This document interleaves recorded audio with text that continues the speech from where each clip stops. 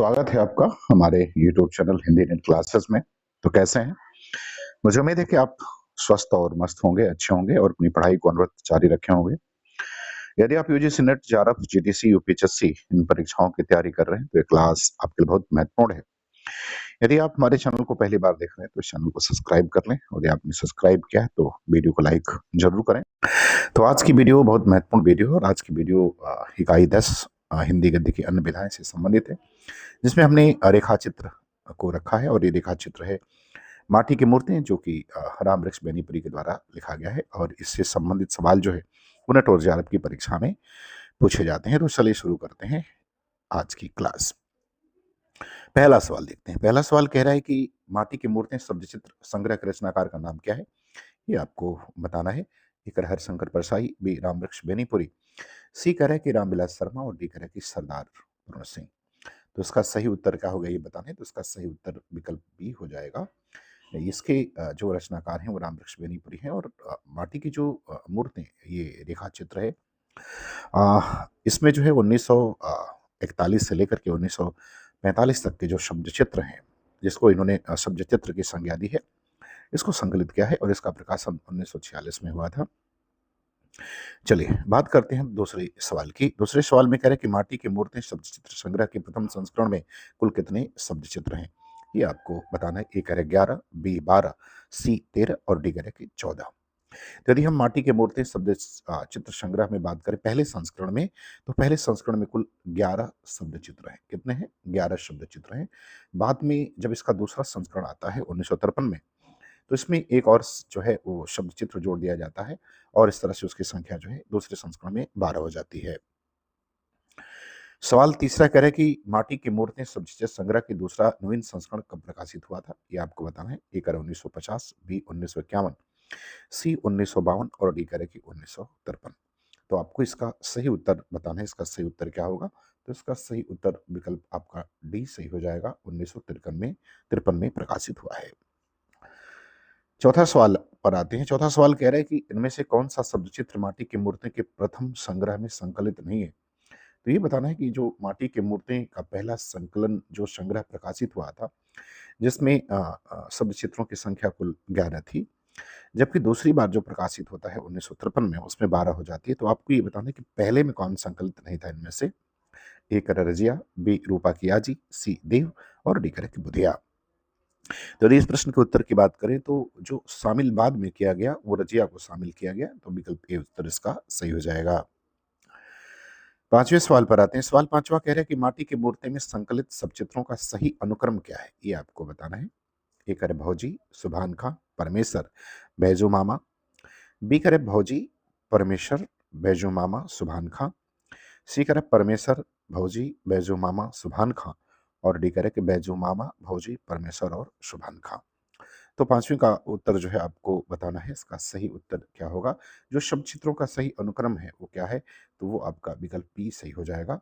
भौजी, परमेश्वर, बैजू मामा और सुभान खां। छठवें सवाल पर आते हैं। करें रजिया कौन थी, आपको ये बताना है। रजिया कौन थी? ए घसियारिन, बी लेखिका, सी नौकरानी और डी चूड़ीहारिन। तो छठवें सवाल का उत्तर जो है वो आपको देना है। तो इसका सही उत्तर विकल्प डी हो जाएगा, वो एक चूड़ीहारिन थी। 7 नंबर सवाल पर आते हैं। कह रहे कि रजिया की मुलाकात रचनाकार से कहाँ हुई थी? ए अपने गांव में, बी अपने मामा के यहाँ, सी अपनी मौसी के यहाँ और डी विद्यालय में। तो सातवीं का सही उत्तर क्या है ये आपको बताना है कि रचनाकार और रजिया की मुलाकात कहाँ हुई थी। तो रचनाकार और रजिया की मुलाकात जो है अपनी मौसी के यहाँ हुई थी, तो विकल्प सी उत्तर इसका सही हो जाएगा। सवाल नंबर 8 पर आते हैं। 8 में कह रहे कि रजिया के पति का क्या नाम था, ये बताना है। ए सत्तर, बी हसन, सी अब्दुल और डी गनी। तो आपको ये बताना है कि रजिया का जो पति था उसका नाम क्या था। 8वें सवाल का उत्तर देना है। तो इसका उत्तर विकल्प बी सही हो जाएगा, उसका नाम हसन था। 9 नंबर सवाल पर आते हैं। कह रहे कि बलदेव सिंह कौन था, ये आपको बताना है। बलदेव सिंह कौन था? ये भी जो शब्द चित्र है वो माटी की मूर्ति में संकलित है। ए कह रहे पहलवान, बी सैनिक, सी डाकू और डी राजा का मंत्री। तो बलदेव सिंह एक पहलवान था, तो विकल्प ए उत्तर इसका क्या होगा, वो सही हो जाएगा। 10 नंबर सवाल पर आते हैं। 10 नंबर सवाल में कह रहे हैं कि गांव में आने से पहले बलदेव सिंह कहाँ पहलवानी करते थे? ए मथुरा, बी इलाहाबाद, सी फैजाबाद और डी बंगाल के किसी राजा के दरबार में। तो आपको इस सवाल का उत्तर बताना है कि बलदेव सिंह गांव में आने से पहले कहाँ पहलवानी करते थे? तो किसी राजा के दरबार में। तो विकल्प डी उत्तर इसका सही हो जाएगा। 11 नंबर सवाल पर आते हैं। 11 नंबर सवाल में कह रहा है कि रचनाकार की मुलाकात बलदेव सिंह से कहाँ हुई थी? ये बताना है। ए अपने मामा के यहाँ, बी अपने मौसी के यहाँ, सी पटना दंगल में और डी बंगाल दंगल में। तो आपको इस 11वें प्रश्न का उत्तर बताना है। इसका सही उत्तर क्या होगा? तो रचनाकार की मुलाकात बलदेव सिंह से अपने मामा के यहाँ हुई थी। विकल्प ए उसका उत्तर सही हो जाएगा। 12 नंबर सवाल पर आते हैं। 12 नंबर सवाल कह रहे हैं कि निम्न में से कौन सी चरित्र की विशेषता बलदेव सिंह की नहीं है? ये आपको बताना है। ए बच्चों सा निरीह, बी हंसमुख, सी नम्र और डी एकांत प्रियता। तो कौन सी विशेषता बलदेव सिंह में नहीं है? ये आपको बताना है। तो बलदेव सिंह में एकांत प्रियता नहीं थी, बल्कि बड़ा मिलनसार व्यक्ति था। तो विकल्प डी उत्तर जो है इसका क्या होगा? वो सही हो जाएगा। 13 नंबर सवाल पर आते हैं। 13 नंबर सवाल में कह रहे हैं कि इनमें से कौन सा पात्र बलदेव सिंह शब्द चित्र का नहीं है? ये आपको बताना है। ए रवि बाबू, बी विधवा, सी मौलवी साहब और डी बेनीपुरी के मामा जी। तो 13 नंबर प्रश्न का उत्तर बताना है। इसका सही उत्तर क्या होगा? तो इसका सही उत्तर विकल्प ए हो जाएगा, रवि बाबू। 14 नंबर सवाल पर आते हैं। 14 नंबर सवाल में कह रहे हैं कि बलदेव सिंह शब्द चित्र में इनमें से किस गांव का उल्लेख हुआ है? ए पांडेपुर, बी राजापुर, सी बिशुनपुर और डी धर्मपुर। तो आपको इस प्रश्न का उत्तर देना है। तो इसका उत्तर विकल्प सी सही हो जाएगा। बिशुनपुर का जिक्र जो है वो किया गया है। सवाल नंबर 15 पर आते हैं। 15 नंबर सवाल में कह रहे हैं कि बिशुनपुर उस दिन कुरुक्षेत्र बना हुआ था। बिशुनपुर कुरुक्षेत्र क्यों बना हुआ था? ये बताना है। ए कुश्ती में छल कपट के कारण, बी गाय की रक्षा को लेकर, सी मकान पर अधिकार को लेकर और डी आम के पेड़ पर अधिकार को लेकर।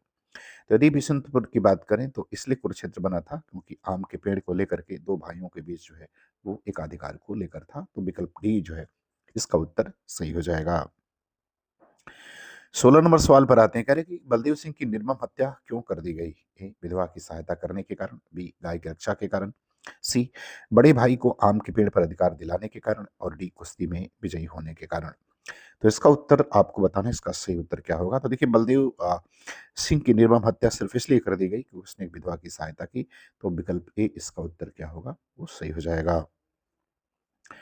17 नंबर सवाल पर आते हैं। 17 नंबर सवाल में कह रहे हैं कि सरयू भैया के पिताजी क्या कहलाते थे? ये आपको बताना है। ये भी एक शब्द चित्र है। ए बाबूजी, बी गुमास्ता जी, सी पटेल जी और डी मुखिया जी। तो इनके पिताजी को क्या कहा जाता था? ये आपको बताना है। तो कहा जाता था गुमास्ता जी। विकल्प बी सही जो है उत्तर इसका होगा। सवाल नंबर 18 पर आते हैं। 18 नंबर सवाल में कह रहे हैं कि निम्न में कौन सरयू भैया शब्द चित्र का पात्र नहीं है? ये आपको बताना है। ये यजेंद्र, बी गंगा माई भाई, सी हृदय और डी परमेश्वर। तो कौन जो है वो सरयू भैया चित्र का पात्र नहीं है? आपको इसका उत्तर देना है। तो परमेश्वर इसका पात्र नहीं है। विकल्प डी इसका उत्तर सही हो जाएगा। 19 नंबर सवाल पर आते हैं। 19 नंबर सवाल में क्या कह रहा है? कह रहा है कि माटी की मूर्तें सब्जी संग्रह के किस पात्र को बच्चों से भी तृष्णा थी? ए देव, बी मंगर, सी भौजी और डी रूपा की आजी। तो 19 नंबर प्रश्न का उत्तर आपको बताना है। किसका सही उत्तर क्या होगा? तो इसका सही उत्तर विकल्प बी हो जाएगा, मंगर। अब आते हैं सवाल नंबर 20। कह रहे मंगर कौन था? ये आपको बताना है। ए हलवाहा, बी हलवाई, सी डाकिया और डी हरकारा। तो बताना है कि ये मंगर कौन था? तो मंगर एक खलवाहा था। विकल्प ए उत्तर इसका सही होगा। 21 नंबर सवाल पर आते हैं। कह रहे कि मंगर की पत्नी का नाम क्या था? ये आपको बताना है। ए रूपा, बी सिलिया, सी पार्वती और डी भगोलिया। तो 21 नंबर प्रश्न का सही उत्तर क्या होगा? ये आपको बताना है कि मंगर की पत्नी का नाम क्या था? तो उसकी पत्नी का नाम भाकोलिया था। विकल्प डी उत्तर सही हो जाएगा। 22 नंबर सवाल पर आते हैं। 22 नंबर सवाल में क्या कह रहे हैं? कह रहे हैं कि मर्दों की अपेक्षा औरतें अपने को परिस्थितियों के सांचे में ज्यादा और जल्द ढाल लेती हैं। माटी की मूर्तें में यह कथन किस शब्द चित्र में का है? ए रजिया, बी रूपा की आजी, सी मंगर और डी बुधिया।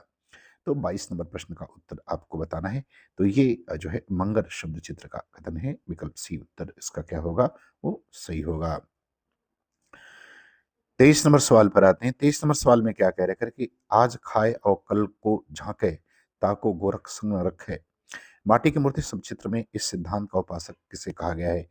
ए बलदेव सिंह को, बी सरवी भैया को, सी मंगर को और डी देव को। तो आपको 23 नंबर प्रश्न का उत्तर बताना है, इसका सही उत्तर क्या होगा? तो ये मंगर के संदर्भ में कहा गया है, विकल्प सी उत्तर इसका सही हो जाएगा। 24वां प्रश्न पर आते हैं। 24वां प्रश्न में कह रहा है कि यह है शक्ल सूरत, लंबी चौड़ी औरत, भरा बुदा बदन, हमेशा साफ साफ सफेद बागाबक कपड़ा पहन रहती, उस सफेद कपड़े से उसका चेहरा रूप बरसता। माटी की मूर्ति समचित्र में ये पंक्तियां किसके लिए हैं? ए भकुलिया, बी रूपा की आजी, सी भौजी और डी बुझिया बुधिया। तो आपको 24 नंबर प्रश्न का उत्तर बताना है, जिसका सही उत्तर रूपा की आजी हो जाएगा, विकल्प भी सही होगा। 25 नंबर सवाल पर आते हैं। 25 नंबर सवाल में कह रहा है कि रूपा की आजी के स्वभाव में अजीब परिवर्तन क्यों हुआ? ए पति की मृत्यु के कारण, बी ससुराल वालों के अत्याचार के कारण, सी जवान बेटे की मृत्यु के कारण और डी बीमारी के कारण। तो आपको 25 नंबर प्रश्न का उत्तर बताना है कि इसका सही उत्तर क्या होगा। तो रूपा की आजी के स्वभाव में परिवर्तन इसलिए हुआ क्योंकि उसके जवान बेटे की मृत्यु हो गई, तो विकल्प सी जो है उत्तर सही हो जाएगा। तो मुझे उम्मीद है कि ये रेखाचित्र से संबंधित, माटी की मूर्ति रेखाचित्र से संबंधित प्रश्न जो है आपको पसंद आएंगे, आपको अच्छा लगे तो आप चैनल को सब्सक्राइब जरूर करें। पूरा वीडियो देखने के लिए आपका बहुत बहुत धन्यवाद।